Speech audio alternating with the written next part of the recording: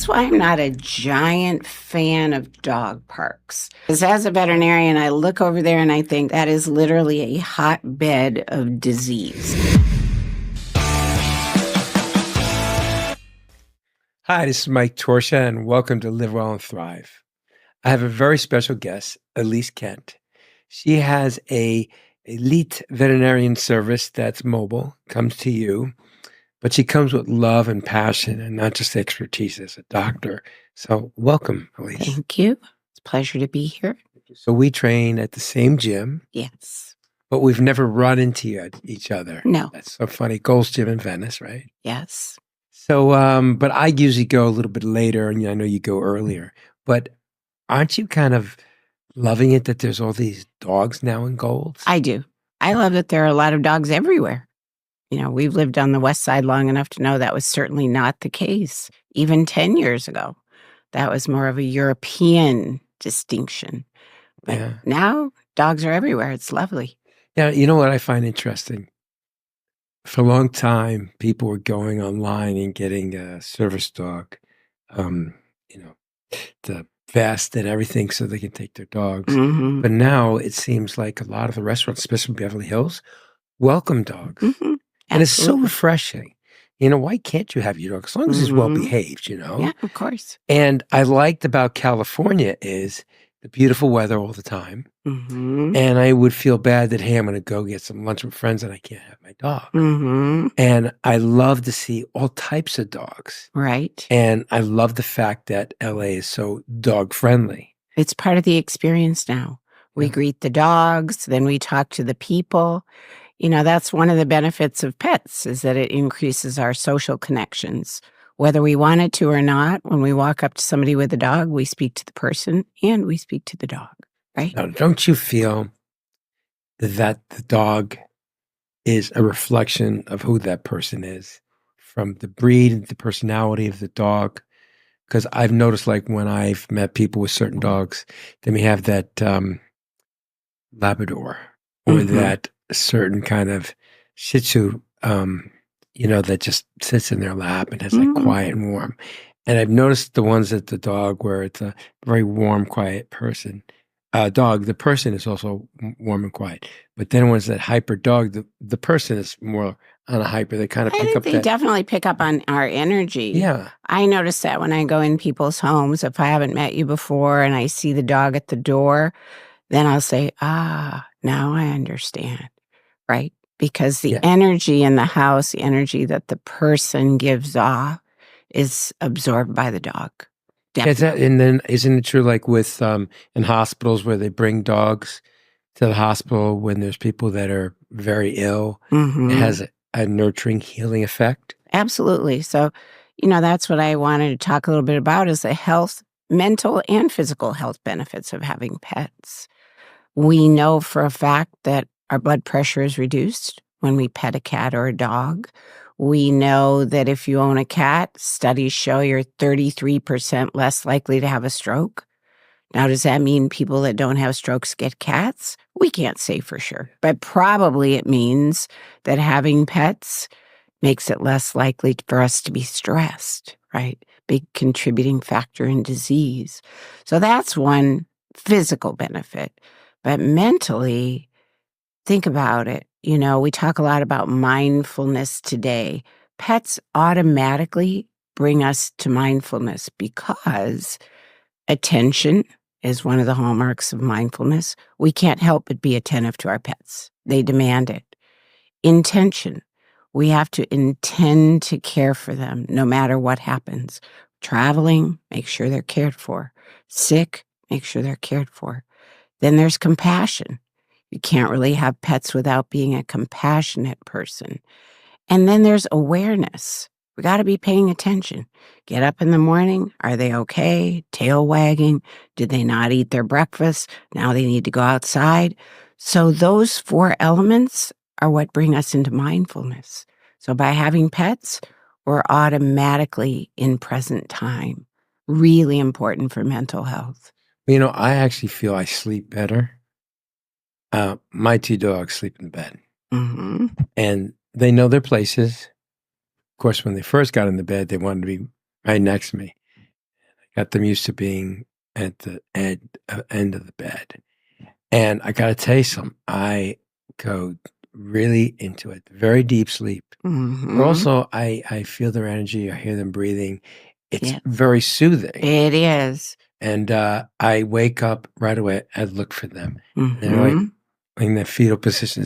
It's the most adorable, precious moment when I first see their eyes open up, And it's so funny. I go in the bathroom and I wash my face, and then I go downstairs into the kitchen, and they're riding down the stairs. They're with us every step right of the by way. my side. I got to tell you, they know Daddy eats breakfast first. Then what I do is I open the sliding glass door and I let them run out for a little bit, just sniff grass. But they know that this is not their walk yet.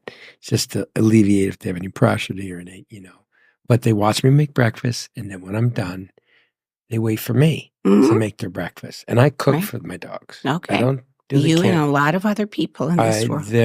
They're like my children. Well, they are my children. They are your right? children.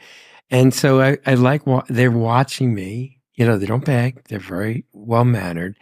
And I feed them, and the sister has her one spot because it's not together. They have to have their space. Separate space. And they eat their food. As soon as they're done, they run over to the couch and ready to go outside. So I have this whole ritual. It's a routine.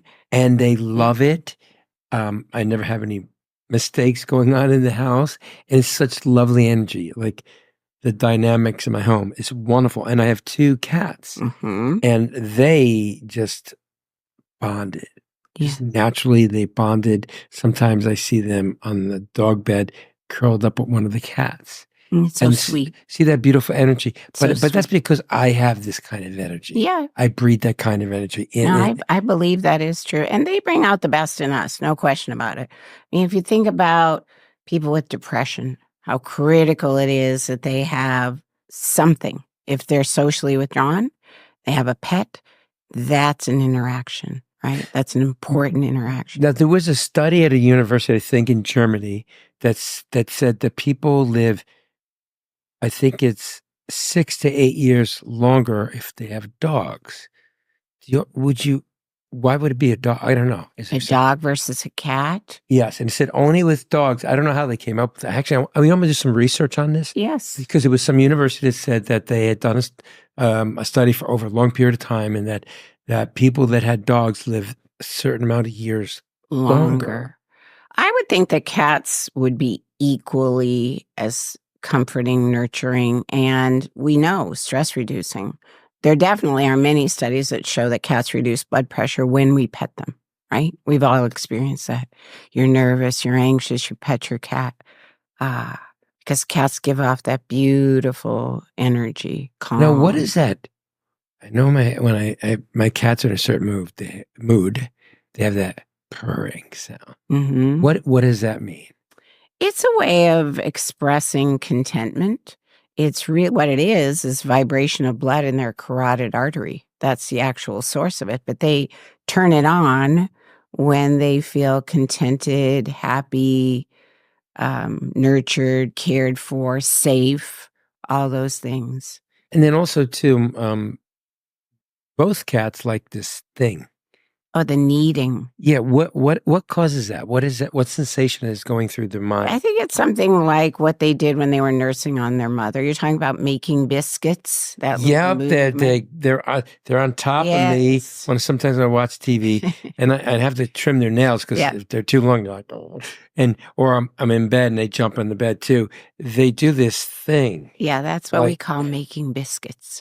It's what they did on their mom when they were nursing. It's probably how they induce milk to come.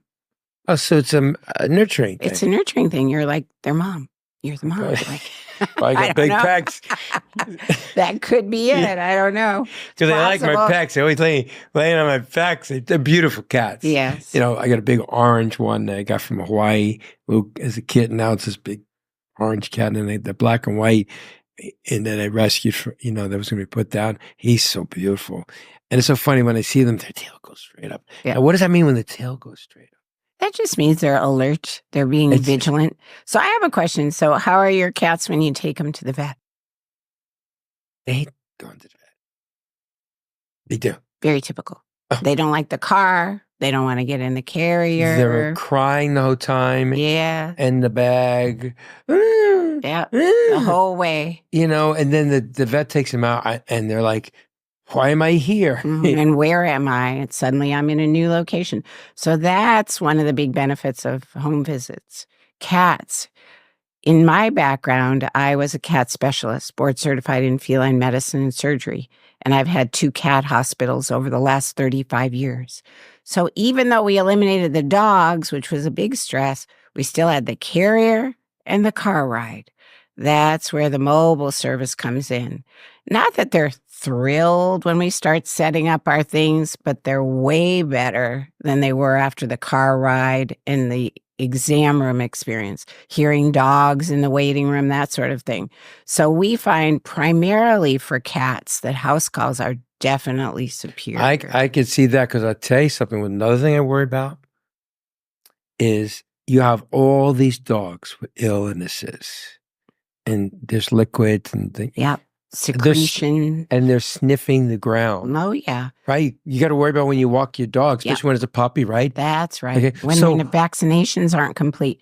For both puppies and kittens, when you get the vaccines done at home, say the 3 initial visits, 8 weeks, 12 weeks, but you have to be careful during that period, right? I was always they're paranoid. very vulnerable. But if you were going to the vet at 8, 12, and 16 weeks, inherently there's exposure. In fact, a hotbed of disease, concentrated sources. And I always tell them I keep my dog's head up because they like the smell, right? So I think what you're doing is fantastic because me being a very passionate animal lover, I don't want to expose my healthy dogs that are there just for a checkup now to pick up some illness because they inhaled it, you know, they were exposed to whatever. Right. Or licked something or walked through something or licked their paws. You never know. And there's been recently another respiratory ailment that popped up around holiday times. It was not a treatable disease spread by aerosol, similar to COVID. Those things show up out of nowhere periodically. During COVID, we suddenly had canine flu coming in. We had leptospirosis coming in. Lepto is spread through urine. Flu is aerosol. So all of these things are showing up as people are getting more dogs from different parts of the country or even other parts of the world. And we don't always have vaccines for them yet. Or we haven't been using them because it hasn't been an issue. So that's a big deal. That's why I'm not a giant fan of dog parks. Because as a veterinarian, I look over there and I think that is literally a hotbed of disease. Well, also, the fights that go on. That's right. Not just the dogs, but the dog owners have got into physical altercations. Yes. I hear about that all the time. And in fact, it's so funny. I have a friend of mine that's a nurse at UCLA. There's so many times people have gotten into fistfights or gotten bitten by their pets at the dog parks. And I could see why. Like I remember one time I took my 2 pit bulls to the park. It's just before they were like, I think close about 9 months old, and they were real kind of, you know, aggressive, you know, and the female's an alpha. So is the male, she's tough. But so we went to a park, and I think there was this other gentleman with another pit bull that was an older dog, but it was female. So my male went over sniffing. And he said, yo, get your effing dog from my dog. And I said, well, this is a dog park. Right. And he goes, well, you know, if he tries anything funny, I'm going to shoot him.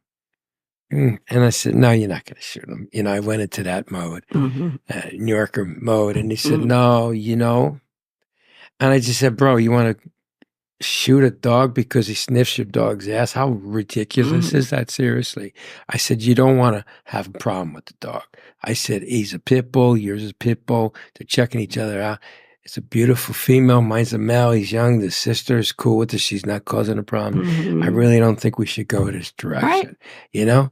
So then I said to myself, you know what? He looked like a kind of seedy guy where it could happen. It could happen. So to me, I made my statement, then I decided, you know what? it's time to go. I never went back to the park because what am I in a fight? He could shoot my dog, shoot Mhm. me over what, or some other person gets shot while I'm there. Yeah. And the guy was like so arrogant about it. And he's Mhm. all tatted up. He had Yeah. a Hispanic accent. So, hey, maybe he's in a gang. Who knows? Yeah. Who knows? You don't know who You you're don't know. dealing So with. I just said, you know what? It's not worth it. Let's go. So I let him feel like he's, scared me. I didn't really care because I don't want to get in an argument because I'm at a No. dog park. This And is that's, another reason I'm just not an advocate of dog parks. It doesn't make sense in the city and then to if they're put all these sick, people right? together, and they're sick and they're peeing there, pooping there. They can't possibly clean it adequately. I mean, I like to see people go, for instance, I live near the beach. People will meet at a certain place in the morning with their dogs. A lot of my clients do that.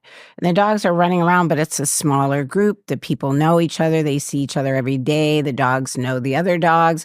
That I think is fine.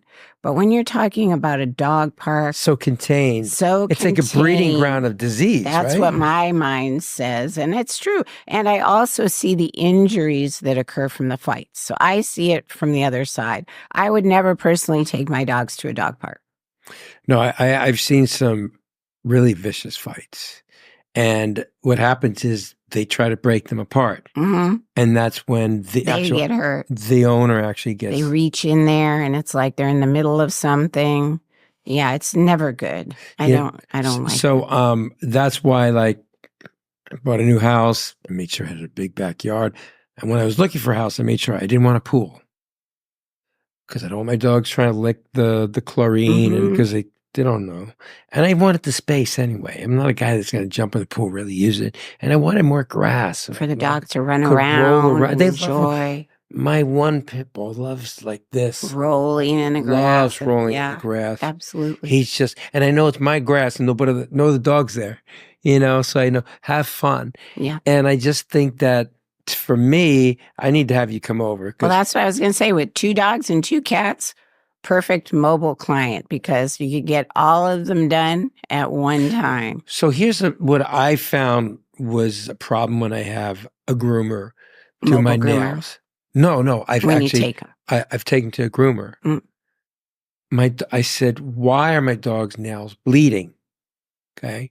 And that's why I think if I had someone like you that comes over to check the dogs, you can do the ears Ears, the and nails. Some the dogs anal need gland, whatever. exactly. Right. We do all of And that. do the nails right, because I saw how my dogs were lipping, and I saw blood Mhm. spots on the floor. I go, I just paid like $180 for this dog to be all this stuff. And what are they doing? Right. And then what they did was, I had watched what they were doing. Well, I just peeked in.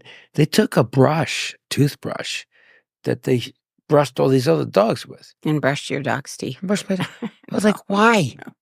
What? So Would you do that with yourself? no, Somebody else's toothbrush? No, no. of course not. So that's why I really think what you're doing is fantastic, because that would probably prevent a lot of animals from getting sick, Yes. being exposed to other diseases. They think they're taking it to a groomer or mobile groomer, but I got to tell you They something. don't disinfect properly. I've seen the between- mobile grooming trucks. They Yeah. smell. I know.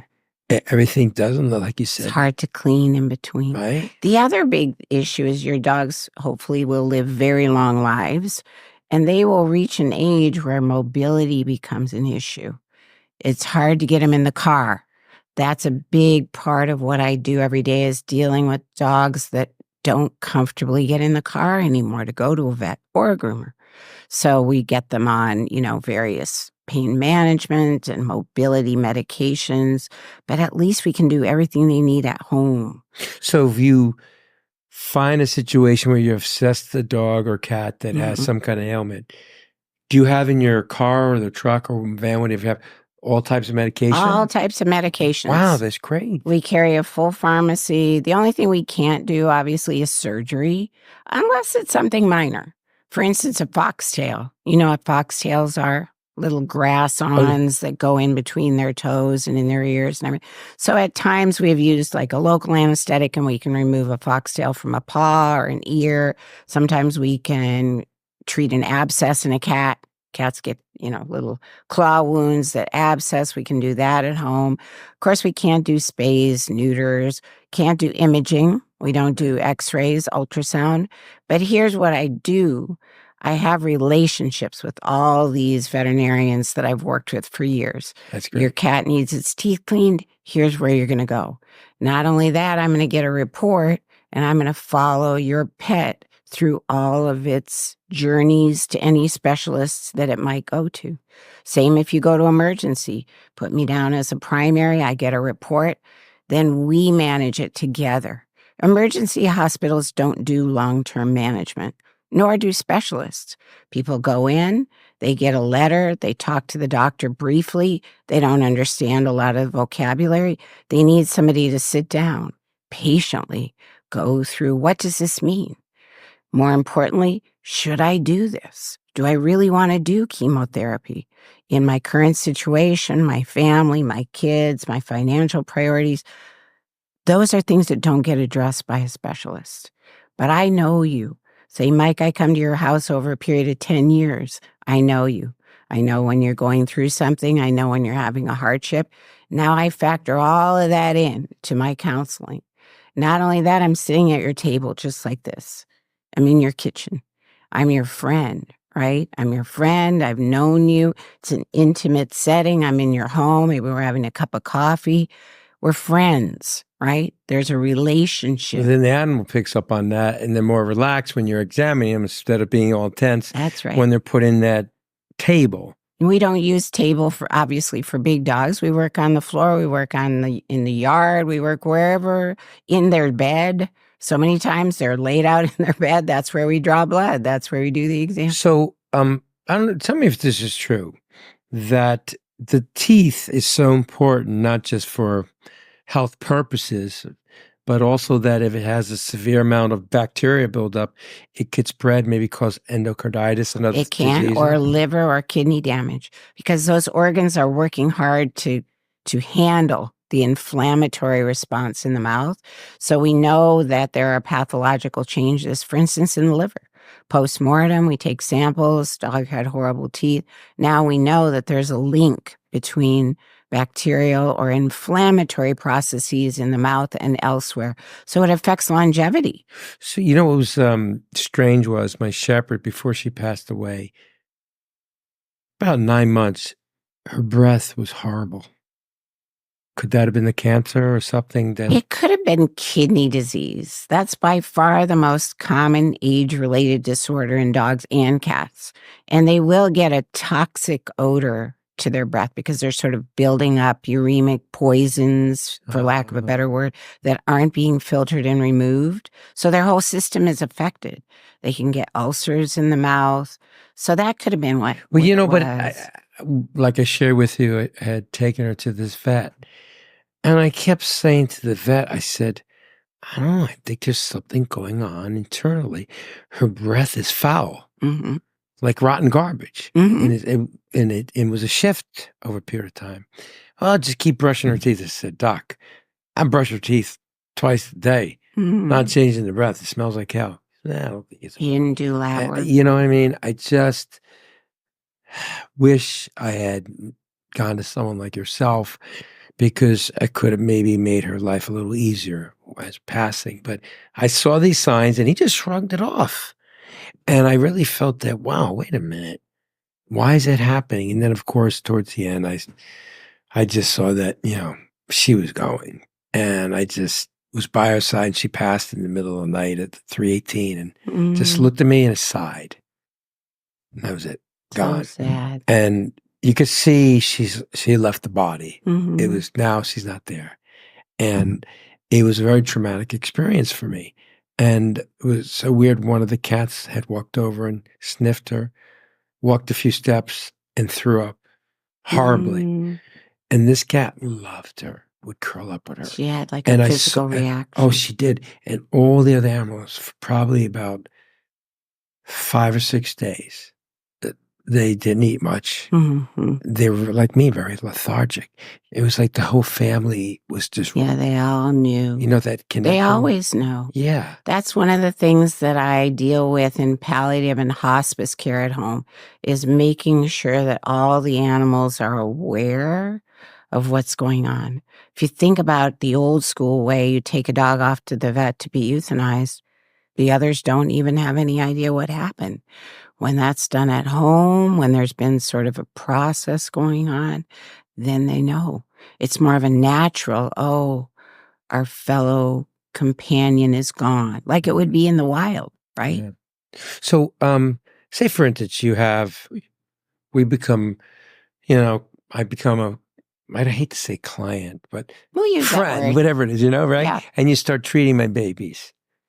And I know you work Monday through Friday and not the weekends, correct? Mm-hmm. What happens if I feel that I'm concerned? Or am I able to call you and say, hey, I'm concerned. I see something. Do you mind taking those calls? So either my assistant or I have the business phone with us all weekend. So one or the other of us will answer. And one of the big issues is going to be, can this wait till Monday to see Dr. Kent, or does this need to be seen right away? That's the biggest thing that we're handling on weekends. Many things can wait. So I'm going to ask you some questions, or Melissa's going to ask you some questions Great. to establish whether the pet is stable enough. And if they are, we say, hey, our earliest available appointment is 8 a.m. Monday. Let's get you booked. Or we say, we know where you live. Here's the emergency hospital in that neighborhood that we recommend. That's great. Or the urgent care that we recommend. Now you have options. It isn't all like the big ERs like it once was. You have some that are much newer. They're modern. They let you stay with your pet while they're in the emergency room and while they're doing tests and so forth. You've got a lot of options today if it's truly an emergency, but the vast majority are not. Well, I got to say, what you're doing is so beautiful. Because I could tell you're so passionate and sincere. And I know my dogs and cats will pick up on that right away. Of course. They feel the energy of the person that walks into the room. And I just know that all the viewers that are watching this right now, if they have any kind of pets, they feel the same way, that it's their children. It is. And that we'll do anything for our children. And, like I said, I cook for my dogs because I used to see my other dogs that I had previously, gnawing and licking, and their paws were always wet because they kept licking. So isn't that It can be allergies. More often, that particular kind of itchiness pause is related to environmental allergens. oh, wow. Whereas food allergy will be more chronic ear infections, yeast infections, hair loss around the eyes, sometimes on the body, but usually the pause is environmental, what we call atopic dermatitis. It's plants, it's blooms. So they can just go outside. It's that season. There's pollen, That's whatever. That's wow. what it is. So what do you do? Is there a treatment for it? There is. There's an injection called Cytopoint, which is a monoclonal antibody. It's been out for about 10 years, blocks the compound that makes them itchy for 2 months at a time. It's so funny. I saw this commercial on Facebook where I forget, it's a well-known doctor, and he has some powder you're mixing in with their food, and it said it stops them from gnawing, whatever. Is it probably something that's kind of like antihistamine or something that he's doing? Antihistamines generally don't work very well in dogs. Otherwise, we would all do that and not seek veterinary care. Because histamine is not what they release. They release a specific compound that the injection, or it comes in an oral form too, blocks. But it's not histamine. That's a human thing. Oh, wow. So we now know what it is that dogs release, and we have a compound that blocks that. That's incredible. Yeah, we've had that for a while. Well, I got to tell you something. This was enlightening. And I'm definitely going to call you. You need to come over and meet all my babies. I would love to meet your baby. And I feel so relieved now, especially after going through that traumatic experience, losing my shepherd, I just said to myself, I will never let that happen to my other pets, because they really rely on me. Like you said, they look up at us to take care of them, and we can't let them down. And look what all the great things they do for us. I know, like, if I have a very stressful day or I come home and the traffic's crazy and I walk in my door and I just see those tails wagging and so excited, and they do that little thing, they encircle, To me, it's so euphoric. It's bound to help us live longer because of that. Because every day we have a source of comfort, peace, camaraderie, connection. Yeah. Yeah. It's got to help. Thank you. Thank you for listening. This is Mike Torsa signing off from Live Well and Thrive. And please remember, subscribe. We need your support. Thank you. Hey, thanks for watching this episode. Got great news. The merch is ready. You're going to see an array of all kinds of great products. Go to operationfitness.com. If you want to order anything, click on my store. Thanks for your support.